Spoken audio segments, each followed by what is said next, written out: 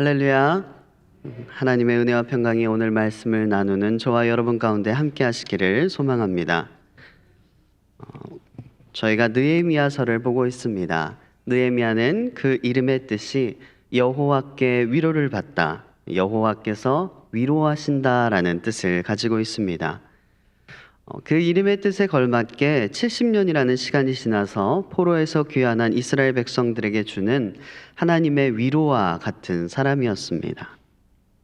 느헤미야서는 3차 포로 귀환의 인솔자 그 느헤미야가 귀환한 유다 백성들과 더불어서 무너진 예루살렘을 성벽을 재건함으로써 이스라엘의 정치적 그리고 사회적인 안정을 꾀하고 학사 에스라로부터 시작된 그 주도된 신앙 부흥 운동을 더욱 가속화시켜서 신앙의 개혁을 이루어가는 일련의 과정들을 굉장히 생동감 있게 기술하고 있습니다. 이 느헤미야서에 나오는 주요 인물이 느헤미야 그리고 에스라이기 때문에 에스라서와 겹치는 부분이 굉장히 많이 있습니다. 그리고 내용이 비슷하다 보니까 한 권 같은 느낌이 들 수도 있습니다. 실제로 처음 히브리 성경에서는 에스라서와 느헤미야서가 두 권이 아니라 한 권이었습니다. 그래서 한 권 에스라서라고 불렀었습니다. 헬라어 70인역이나 라틴어 역본까지도 느헤미야서를 제2 에스라서라고 불렀습니다. 이제 1500년대가 되어서야 느헤미야서라는 이름을 가지게 되었죠. 제가 보기에는 분리해서 보는 것이 더 좋은 것 같습니다. 지금 우리가 보고 있는 이 성경처럼 분리해서 보는 게 좀 더 좋을 것 같습니다. 왜냐하면 내용 자체는 비슷한 부분이 있지만 문체가 굉장히 많이 다르거든요. 에스라서는 약간 산문 같은 느낌을 줍니다. 정보 전달을 많이 하고요. 숫자가 많이 나오고 이름도 많이 나오고요. 근데 이제 느헤미야서는 문체가 굉장히 부드럽습니다. 수필과 같은 느낌을 주고요. 약간 운문 같은 느낌을 주는 부분이 많습니다. 그래서 느헤미야서를 읽으시면서 에스라서는 어떻게 말했었지라고 비교하면서 읽으시는 것도 여러분들이 이제 성경을 읽는데 좀 더 흥미롭게 읽는 방법입니다. 느헤미야를 보면 느헤미야는 세상적으로 성공한 사람이었습니다. 당시 왕의 술관원장이라는 사람은 굉장히 높은 관직 중에 하나로 존경받는 자리에 있었습니다. 보통 왼손에 술잔, 그리고 오른손에 종려나무 잎으로 만든 부채, 그리고 왼쪽 어깨에는 왕의 입술을 닦아주기 위한 긴 수건을 걸친 모습으로 묘사되는데요. 가지고 와봤어요.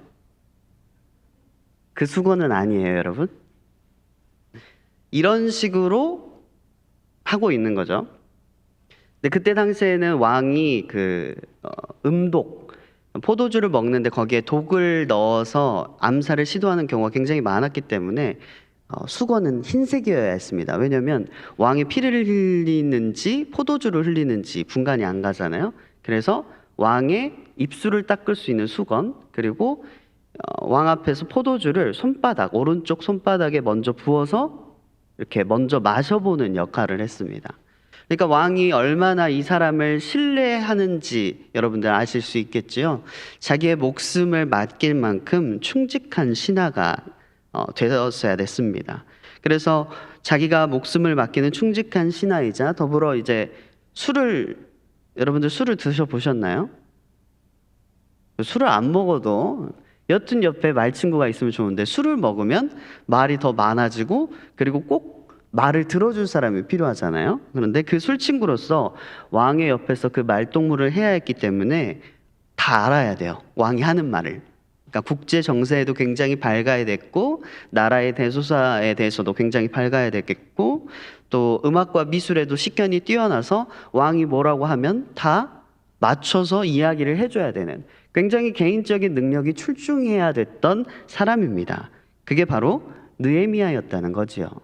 개인적인 능력도 굉장히 출중한데 오늘 이 느헤미야는 포로의 신분이라는 굉장히 안 좋은 조건까지 가지고 있습니다. 그러니까 포로로서 적국의 왕을 암살할 수도 있잖아요. 근데 그 포로로는 신분을 뛰어넘고 왕의 옆자리에서 그 술 맡은 관원을 한다는 것은 정말 대단한 일입니다. 엄청난 인물이었던 것이지요. 그런 느헤미야가 일신상의 부귀영화를 다 포기하고 하나님의 일을 더 중요하게 생각하면서 이를 위해서 어떤 고난도 마다하지 않고 이 이스라엘 백성들을 데리고 3차 포로 귀환을 하는 그 모습은 마치 애굽에서 그 애굽의 영화를 저버리고 유다 백성들을 이끌고 광야 생활을 했던 모세를 떠올리게 합니다. 곧 느헤미야에게서 권력이 있는 정치자의 모습보다는 모세와 같이 신실한 종교 지도자의 모습을 더 많이 볼 수 있다는 것이지요. 그래서 오늘 본문에서도 보면 신실한 종교 지도자의 모습이 굉장히 잘 드러납니다. 한 절 한 절 살펴보면서 느헤미야의 영성에 도전받는 여러분 되시기를 축복합니다. 먼저 느헤미야는 기도하는 사람이었습니다. 느헤미야 1장이 여러분 어떻게 시작되는지 아시나요? 1장을 살짝 넘겨보시면 파란색 글씨로 소제목이 달려있는데 뭐라고 달려있나요? 예루살렘을 두고 기도하다. 네. 1장은 느헤미야의 기도로 시작됩니다. 1장을 보면 1절에서 3절까지 간략하게 상황 설명을 하고 왜 이런 기도를 해야 됐는지에 대해서 설명을 하고 4절부터 11절까지 느헤미야의 기도에 대해서 쭉 적고 있습니다. 느헤미야는 기도하는 사람이었습니다. 여러분 에스라 1장은 혹시 어떻게 시작하는지 기억나시나요? 에스라 1장은 에스라 1장도 상황 설명을 하는데 바사왕 고레스 원년에라고 시작돼서 상황 설명만 합니다. 상황 설명 쭉 나오고요. 2장에 가면 숫자가 나와요. 사람 숫자, 그리고 어떤 지파의 누구와 그 지파는 몇 명이었다. 이런 숫자가 나옵니다. 확실히 아까 제가 말씀드렸듯이 두 책이 확실히 차이가 많이 납니다. 에스라는 조금 딱딱하고 정보 전달을 위주로 많이 이야기하는 반면에 느헤미야 같은 경우에는 기도 그리고 대화, 1장에서도 대화를 통해서 기도가 이루어졌고요. 2장에서도 마찬가지로 왕과의 대화, 그게 1인칭 시점으로 이루어지고 있습니다. 본문 1절에 보니까 이전에는 내가 왕 앞에서 수심이 없었더니라고 적고 있습니다. 여기에 이전에는 이라는 단어가 나와 있는데 이전에는 언제를 의미하냐면 느헤미야 1장에는 기슬르월이라고 나와 있습니다. 기슬르월은 성서력으로는 9월입니다. 그런데 2장에서는 니산월이라고 나와 있습니다. 니산월은 성서력으로 1월입니다. 그러면 9, 10, 11, 12, 1 약 4개월에서 5개월 정도의 시기 동안에 느헤미야가 기도한 거예요. 다른 걸 하지 않고 이 시간 동안 느헤미야가 왕께 바로 고하지 않고 이 시간 동안 기도하면서 기다렸습니다. 어떻게 할 수 있을지 고민하고 근심했습니다. 그런데 이 고민을 하고 이제 왕 앞에서 내세기를 하지 않고 계속 고민을 했는데 여러분 고민이 해결되지 않으면 어떻게 되죠? 점점 커져요. 이것이 해결되지 않은 문제이기 때문에 내 속에서 점점 더 커집니다. 급기야는 의도치 않게 슬픈 기색이 왕 앞에서 드러나고 말았습니다. 그리고 2절에 왕이 묻습니다. 내가 병이 없거든 어찌하여 얼굴에 수심이 있느냐? 이는 필연 내게 마음에 근심이 있음이로다 라고 말을 합니다. 여기서 느헤미야가 내가 크게 두려워하여 라고 표현하는데요. 왜 이러냐면 에스더 4장에 보면 에스더가 이제 바사 제국의 왕비잖아요. 그래서 에스더 4장을 참조하면 이때의 상황이 좀 잘 이해가 되십니다. 바사 왕에 대한 법도 중에 슬픈 일을 당한 자, 근심이 있는 자는 왕 앞에 나아가지 못한다라는 법도가 있습니다. 또한 부름받지 않은 자는 왕 앞에 나아가지 못한다라는 법도도 있습니다. 그리고 이를 어기면 왕후라도 죽임을 면치 못하는 것이었습니다. 느헤미야 또한 마찬가지였습니다. 자신의 소임을 다하려고 왕 옆에 섰습니다. 하지만 그 슬픈 기색을 내비친 것이 왕에 대한 법도를 어긴 것입니다. 그리고 그것은 죽을 죄입니다. 그런데 오늘 본문 2절에서는 느헤미야는 자신이 죽임을 당할까 봐 크게 두려워한 것이 아니라 이제 드디어 왕에게 예루살렘에 대해서 말할 수 있는 기회가 왔는데 자신이 낯빛이 어두운 것으로 인하여서 자신이 왕에게 죄를 지음으로 인해서 예루살렘에 대해서 잘 못 이야기할까 봐 예루살렘에 대한 일이 어그러질까 봐 그것이 두려운 것입니다. 그래서 3절에 왕에게 겸손히 고합니다. 왕이시여 내가 슬픈 기색을 띈 까닭은 이러합니다 라고 그 연유에 대해서 변명을 하게 됩니다. 하나님께서는 왕의 마음을 움직이시고 왕이 4절과 같이 묻습니다. 네가 무엇을 원하느냐? 그러자 느헤미야가 어떻게 하나요? 바로 대답하지 않습니다. 느헤미야가 내가 곧 하늘의 하나님께 묵도하고라고 표현되어 있습니다. 영어는 praying이라고 나와 있는데 묵도가 원어에 조금 더 가까운 것 같아요. 왕이 물어보고 있는데 이 소리내어 기도하고 대답하지는 않았을 것입니다. 그런데 이 묵도라는 단어가 히브리 원어를 보면 에트팔렐이라고 합니다. 그러니까 팔렐이라는 단어가 기도하다라는 단어예요. 간청하다, 기도하다.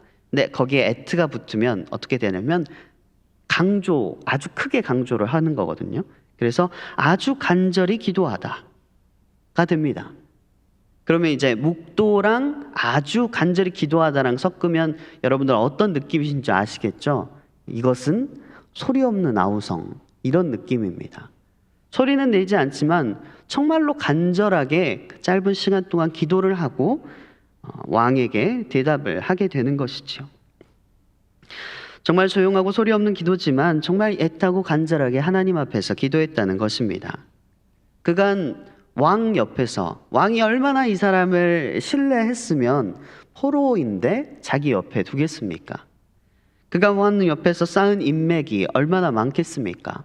왕 옆에 있으면 많은 정보들을 들을 수 있을 것이고 많은 사람들이 자신을 통해서 왕이 술 한잔하고 기분 좋을 때 이런 얘기들을 해주십시오라고 얼마나 많은 이야기가 들어오겠습니까? 그것으로 인해서 엄청난 인맥을 자랑했을 것입니다. 그런데 그런 것들에 의지하지 않습니다. 개인적인 능력은 얼마나 출중했겠습니까? 엄청난 화려한 언변을 가지고 있겠지요. 때때에 맞는 그런 단어들을 구사하면서 왕의 그 비위를 맞춰야 되니까요. 그런데 그런 것들을 의지하지 않고 이 사람은 기도합니다. 이것이 느헤미야의 영성입니다. 자신의 능력이 그것을 할 수 있음에도 불구하고 정말 작은 일부터 하나님 앞에 간절하게 맡기는 것입니다. 오늘 저와 여러분이 이웃과 하나님 앞에서 느헤미야와 같기를 원합니다. 정말 나의 능력으로 할 수 있을 것 같아 보이지만 그마저도 간절하게 하나님께 기도하시고 하나님께 맡기시는 여러분 되시기를 축복합니다. 두 번째로 느헤미야는 행동하는 사람이었습니다. 6절에 보니까 뭐라고 나와 있냐면 왕후도 왕 곁에 있었더라라고 말을 합니다. 이때 왕후는 아닥사스와 왕이 정비가 딱 한 명밖에 없었어요. 나머지는 다 첩이었거든요. 유일한 정비였던 다마스피아라는 황후로 추측이 됩니다. 에스더서에 나오듯이 일반적으로 바사 제국은 왕의 특별한 허락이 없이는 아무리 왕후라도 동석을 할 수가 없었습니다. 그러면 지금 어떤 상황이라는 거죠? 특별한 상황이라는 겁니다. 왕이 특별한 재가가 있을 때에만 왕후가 동석을 할 수 있으니까요. 근데 왕후가 있다는 소리는 특별한 상황이라는 것이죠. 이 특별한 때는 주로 언제냐면 연회 때입니다. 왕이 모든 대신들을 초대하고 왕후를 어떻게 자랑하고 싶은 그런 자리. 에스더서의 그 느낌하고 똑같다고 생각하시면 됩니다. 그래서 연회가 베풀어지고 있다는 것을 의미하는데요. 느헤미야가 기도로 준비했고 이제 실행을 해야 될 때가 다가오잖아요. 그런데 느헤미야가 그 기회를 잘 포착을 했다는 거죠. 특별한 때가 오니까 그 즉시 그것을 행했다는 사실을 알려줍니다. 왜냐하면 연회가 베풀어질 때는 왕은 화를 내지 않아요. 왜 여러분 영화 300이라는 영화 아시나요? 거기에 아하수에로 왕이 나와요. 그 코끼리 타고 여기에 귀걸이 걸고 뭐라고 하냐면 나는 관대하다라고 해요. 그때 당시에 왕들은 신을 대변하는 자리였기 때문에 항상 관대함을 계속해서 보여줘야 했습니다. 그래서 그 코에 코걸이 걸고 나타나가지고 나는 관대하다를 계속 외치는데 그게 그 나라의 특징입니다. 그래서 연회를 베풀 때는 이 사람은 항상 관대함을 백성들, 신하들에게 보여줘야 했습니다. 그래서 이 연회가 베풀어질 때는 화를 내지 않아요. 화를 내지 않고 많은 사람들 앞에서 왕의 관대함을 나타내야 되니까 거의 모든 요청을 수락을 해줍니다. 그 기회를 느헤미야가 잘 파고든 것이지요. 6절에 왕이 허락이 떨어집니다. 그러자마자 느헤미야가 그 뒷절을 보시면 약간 폭주하는 듯이 굉장히 많은 것들을 왕에게 요구를 합니다. 7절부터 9절까지 필요한 물자를 얻어내고 안전한 여정을 마련해 놓을 뿐만 아니라 더 세밀한 계획을 세우고 인력, 그리고 물자, 그리고 특정한 사람의 이름을 말하면서 누가 필요한지 그리고 어떤 것이 필요한지에 대해서 명확하게 말을 해서 모든 것을 왕에게 받아냅니다. 왕이 느헤미야야 안색이 좋지 않구나라고 요 한마디를 했을 뿐인데 이야기가 흘러서 여기까지 진행된 것입니다. 이렇게 대화의 물꼬를 돌린다는 게 얼마나 대단한 일입니까? 왕이라는 자리는 쉽게 되는 자리가 아니잖아요. 그런데 느헤미야가 그 대화를 통해서 여기까지 이끌어내게 되는 것입니다. 성을 건축한다는 것이 쉬운 일이 아닙니다. 그 방대한 사업 계획을 앞에 두고 운영하기 좋도록 작은 단위로 쪼개서 세세하게 준비해 놓는 느헤미야의 모습에서 그가 어떻게 왕의 옆자리까지 올라갔는지 그의 능력을 볼 수 있습니다. 앞에서 만났던 경건한 기도의 사람의 느헤미야와 좀 사뭇 다른 느낌이죠. 왜냐하면 기도만 할 것 같았는데 이렇게 훌륭한 감독관의 일을 처리하는 모습을 보니까 매우 유능한 감독자의 순식간에 일 처리하는 모습을 보니까 완전 다른 사람 같이 느껴지잖아요. 그런데 니사놀에서 기슬루월까지 4개월 동안 기도를 하면서 느헤미야는 기도만 한 것이 아니라 하나님께 그때그때 물어보고 하나님 이것을 어떻게 준비해야 될까요? 다 준비를 하고 하나님의 때가 오자 어떻게 실행해야 될 그 때가 오자 그 즉시 행했던 것입니다. 잠잠히 기도하며 하나님의 때를 기다렸던 느헤미야는 이렇게 행동하는 사람이었습니다. 그리고 그가 행동하자 하나님의 선한 손이 느헤미야를 돕습니다. 9절에 보니까 군대 장관과 마병을 보내어라고 나와 있습니다. 사실 느헤미야가 왕에게 요구하지 않았던 것입니다. 그런데 왕은 군대 장관과 마병을 붙여줍니다. 이것이 하나님의 도우심의 손길입니다. 우리가 열심히 계획하고 준비하지만 하나님의 도우심이 없이는 모든 것이 되지 않습니다. 느헤미야도 이렇게 많이 준비한 것 같아 보이지만 하나님의 도우심이 손길이 거기에 있었다는 것입니다. 오늘 이 하나님의 도우심의 손길을 입는 여러분 되시기를 축복합니다. 그 도우심의 손길을 받으려면 어떻게 해야 되죠? 여러분 행동하셔야 됩니다.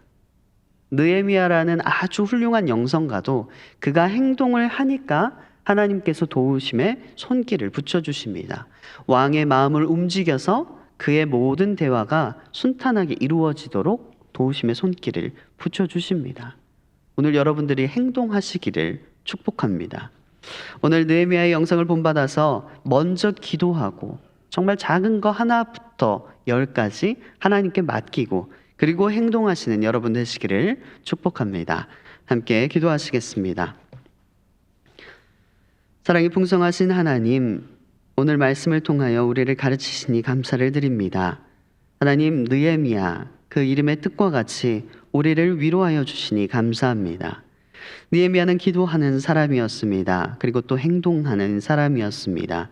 오늘 우리가 느헤미야를 알았으니 오늘 우리도 느헤미야처럼 그의 영성을 닮아서 정말 작은 일에도 기도로 준비하게 하시고 결단한 일에는 신속하게 행할 수 있도록 하나님의 때를 아는 지혜를 더하여 주시옵소서.